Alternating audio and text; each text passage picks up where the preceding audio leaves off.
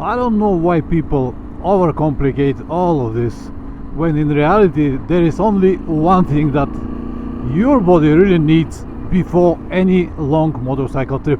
And in this video I'm gonna tell you what exactly it is.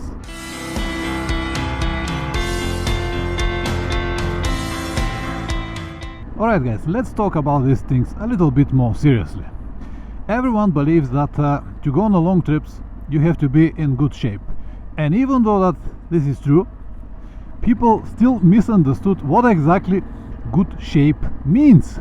And because of that, they start to making some not so clever actions to improve their so-called good shape. But in reality, the things that you need are completely different. Let's first talk about your overall health, because if you're not healthy you cannot really go on a trip, right? But as I said, many people understand it wrongly, because your health does not really rely on your fitness level. It is more closely connected with what you eat and what kind of stress you have or you don't have, and how you relax properly. Not exactly what you do in the fitness, even though a general fitness will help you a bit, but it's not something that you have to focus so much on. Let's go a little bit more deeper on the fitness topic. What it will give you? Well, even if you go 2-3 times per week to the fitness, what muscle groups you're gonna develop? Probably big shoulders, forearms, or anything that you train more seriously. But how exactly all of this will help you when you ride a motorcycle, when you need to stay still for many hours in almost the same riding position? How exactly all of this is going to help you? Alright, maybe if you drop the motorcycle you will have more strength to lift it, but is this what you need to looking for when you plan a long motorcycle trip? I don't think so. So what then? Maybe bicycling, because they are very similar, right? 2 wheels, balance and stuff like that. Even though they are similar, they are completely different tools, I will say, because with bicycling you keep the balance by pedaling, but with the motorcycle you need to keep the balance by throttle and brakes. So these are completely different exercises. And if you're a man over 50, I wouldn't recommend riding bicycle for many hours, because you know why. So maybe running, even though running will help you lose some weight if you do it a few times per week, how running exactly is going to help you with riding a motorcycle? These are completely different exercises. You will develop probably strong legs, but the upper part of your body will be still weak, and you're not gonna have the specific muscle groups that you need to ride a motorcycle on and off-road. Maybe swimming. Okay. Again, swimming is a great exercise and will help you develop the upper part of your body, but the lower part, your legs and all the muscle groups that you need to ride a motorcycle are completely different, and they could be developed only if you ride your motorcycle more often. On and off-road, you don't have to become an expert. You don't have to be to go every time on very difficult tracks. A simple dirt road like this will help you a lot to start feeling the balance of your motorcycle and prepare your body and your muscle memory for what is about to come. Because on a long trips you never know what exactly you're gonna face every next day. Even if you plan to stay only on the asphalt, you might have some sections where the road might be diverted or something like that, because you don't really know. And this will be the good moment to use what you already learned. And also it is a great pleasure to do it. So hiking is another activity that many people practice a few times per week with the idea to improve their riding skills or riding shape. Even though it's a great activity to have a few times per week for your general health, it won't help you much with your long riding days, because as I said, the muscle groups are completely different. Alright, Pavlin, it is not fitness, it is not bicycling, it is not hiking, it is not swimming. What exactly it is? Well guys, it is so simple, but before that, let me tell you something. Many years ago, I watched the fitness programs of Cyril Depre and Mark Kuma. These were the leaders of Dakar Rally back in the days. And even though their programs were including some fitness and bicycling and swimming and all of that, most of the time, maybe 80% of their training was riding. So this is exactly what you need, to ride as much as possible, to prepare your body for the long days that are coming. Nothing more, because as I said, you will develop a specific muscle groups and habits that will become like a second nature, and you will be able to use all of this while you travel. I talk a lot about all of these things on my online course, Adventure Riding Without Illusions. It can help you to learn quickly everything that took me more than 15 years to learn on the road, and you will become from a regular advanced traveler. Link in the description down below. I have some friends that are not really in good shape.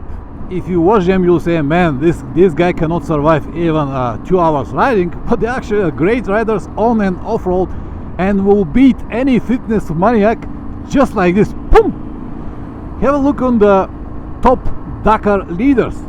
Are they looks like a fitness models or just the average Joe that you can meet behind every corner?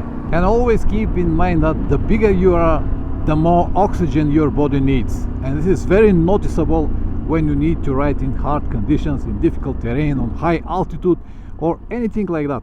Yes, you'll be powerful, you'll have more strength, but the strength comes with some downsides, kilograms, and this is a problem on long trips. Believe me, I have experienced this by myself many times. If I drop 10 kilograms, I feel much better. So instead of focusing on the wrong activities, do exactly what you should before every motorcycle trip. Pay very special attention to your nutrition, and when I say nutrition, I don't mean only to eat enough, but to eat the right things. You need a lot of vitamins, you need a lot of different minerals, and all of this does not come from cereal or salads. Keep this in mind. And also you need practice as much as possible.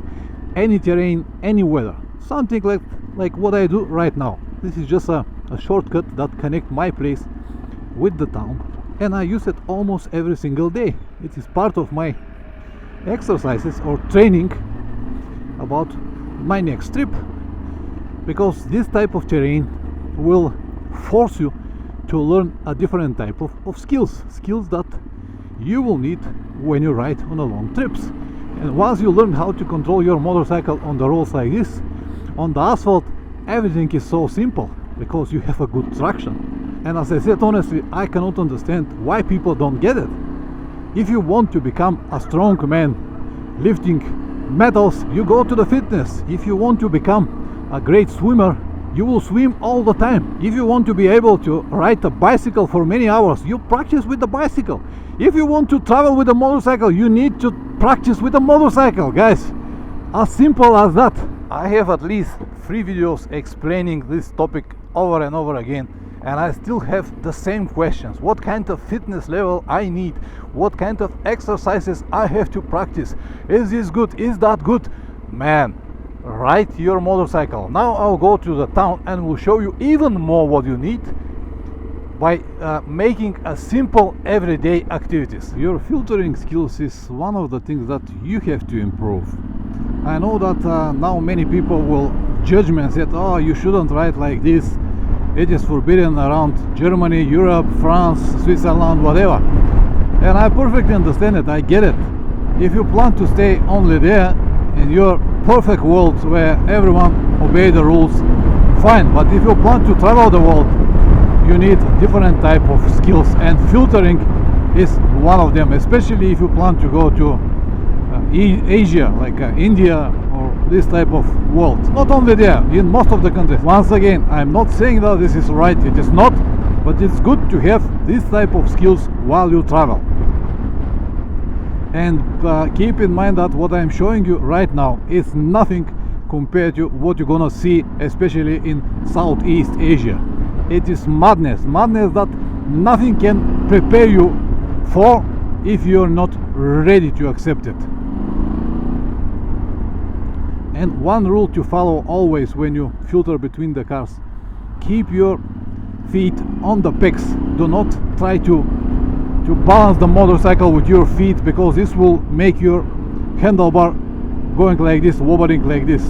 Keep your feet on the pegs and control the motorcycle with the throttle and the brake, and use the rear brake while you're filtering. It's very easy to keep the balance while you twist the throttle and keep your foot on the brake, just to control the speed that you need at that moment. Another one also very important skill that you have to develop is to predict the mistakes of others. Always to ride with the idea that people will make a mistake. You just need to keep all of this in mind. If you only assume that everyone will obey the rules and follow the lines and everything like that, you might be in trouble. But if you predict that someone might go left or right, it's a different story. Once again, I'm not encouraging anyone to do what I do, but as I said, you will need all of this while you travel. Otherwise, you will stay forever in the traffic.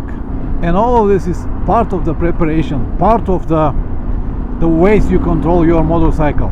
All of these brakes and accelerations and front and rear brake all the time, keep the balance, monitoring everything around you. All of this is make the big picture, which we call motorcycle traveling, because you will face many busy cities. As I said, Southeast Asia, South America, everywhere will be madness. If you're not ready for it, you'll be exhausted, you'll be in danger all the time. Even though all of this might sound like a reckless behavior to you, it is necessary if you want to survive and come back home safe in one piece. No fitness, swimming, bicycling or anything like that.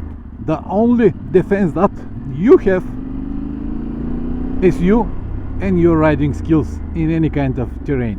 That's it, nothing more to say. Press like or dislike, whatever this video deserves. If you subscribe, even better. Check the links and see you in the next one. Ciao.